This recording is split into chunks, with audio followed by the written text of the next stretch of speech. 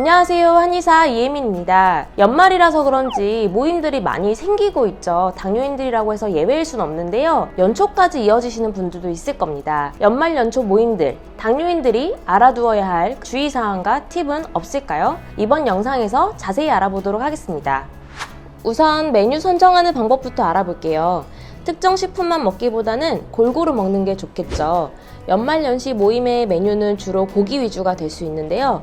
곡류, 채소, 생선 등을 골고루 먹을 수 있게끔 메뉴를 고르는 게 좋겠습니다. 예를 들어 중국집을 갔다면 탕수육을 주문할 수 있지만 청경채 볶음과 같은 채소 요리나 새우 요리 같은 해산물 요리 등을 골고루 주문하는 걸 추천합니다. 만약 뷔페를 갔다면 샐러드 같은 채소 먼저 드시고 그 후에 육류, 곡류, 생선 등을 채소와 곁들여 드시면 되겠죠. 다음으로는 조리법을 살펴야 합니다. 같은 재료로 만든 음식이라도 조리법에 따라 지방 함량이 다르죠. 예를 들면 감자를 삶는 것보다 튀기거나 볶았을 때 지방 함량이 많아지고 열량도 높아질 것입니다. 따라서 메뉴를 고를 때 튀김, 전 등의 음식보다는 굽거나 찐 메뉴를 고르는 게 좋겠습니다. 다음으로는 식사하실 때 주의사항에 대해 알아볼게요. 먼저 한 끼의 식사량이 하루 식사량의 3분의 1이 넘지 않도록 해야 합니다.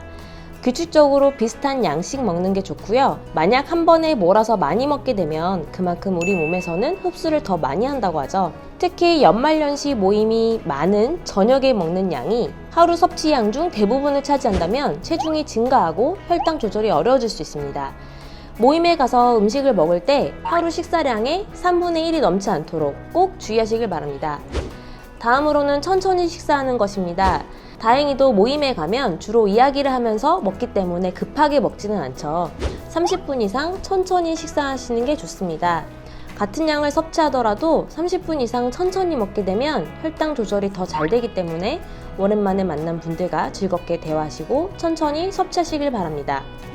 마지막으로 개인 접시를 사용하시는 게 좋습니다. 연말연시 모임은 주로 여러 음식을 나눠 먹기 때문에 개인이 어느 정도 섭취했는지 알 수 없는 경우가 많습니다.